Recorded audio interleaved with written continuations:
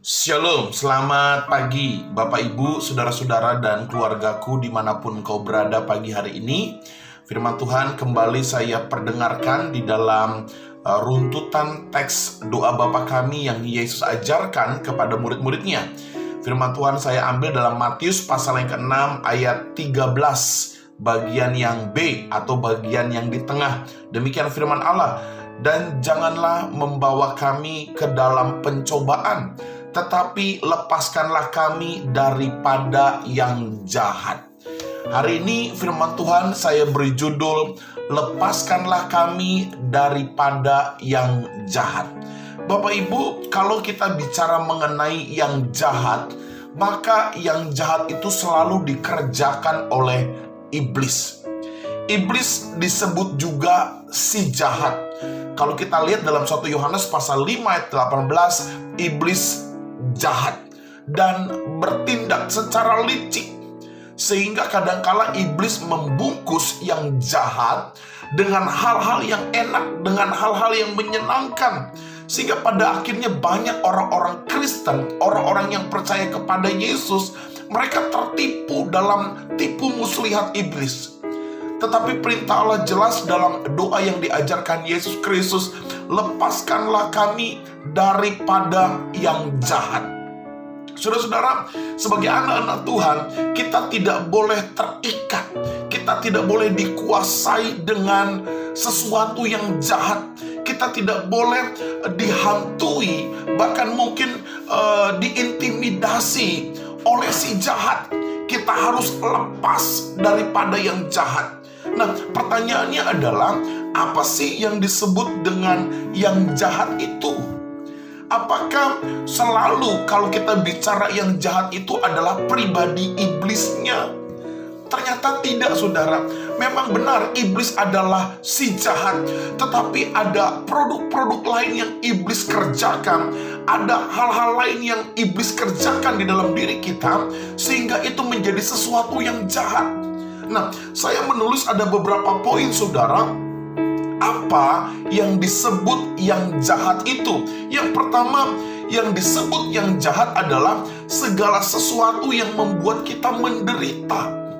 Bapak Ibu, kalau hidupmu menderita di dalam dunia ini, hati-hati. Mungkin itu pekerjaan si jahat sehingga kita jauh dari berkat Tuhan. Lalu yang kedua, segala sesuatu yang memisahkan kita dari kasih Tuhan, itu adalah jahat. Tidak boleh kita lepas dari kasih karunia Allah. Kita tidak bisa hidup tanpa kasih karunia Allah. Jadi kalau hidupmu mulai terpisah dari kasih Tuhan, hati-hati, itu adalah cara si jahat untuk menjatuhkan hidup kita. Lalu yang ketiga, apa yang disebut yang jahat itu? Yang ketiga, segala sesuatu yang menghambat kita jadi berkat bagi sesama. Saudara, iblis tidak suka kehidupan kita menjadi berkat. Iblis selalu ingin hidup kita merugikan orang, menyakiti orang, membuat orang menderita. Bapak Ibu, kalau hidupmu tidak bisa menjadi berkat, saya mau katakan itu jahat, dan itu berasal dari si jahat. Hidup kekristenan, hidup anak-anak Tuhan harus menjadi berkat. Lalu yang berikutnya, saudara, apa sih yang disebut yang jahat itu? Yang keempat adalah segala sesuatu yang membelenggu kehidupan kita, yang membuat kita terus hidup di dalam dosa. Ini poin terakhir yang sangat krusial. Apa yang disebut yang jahat?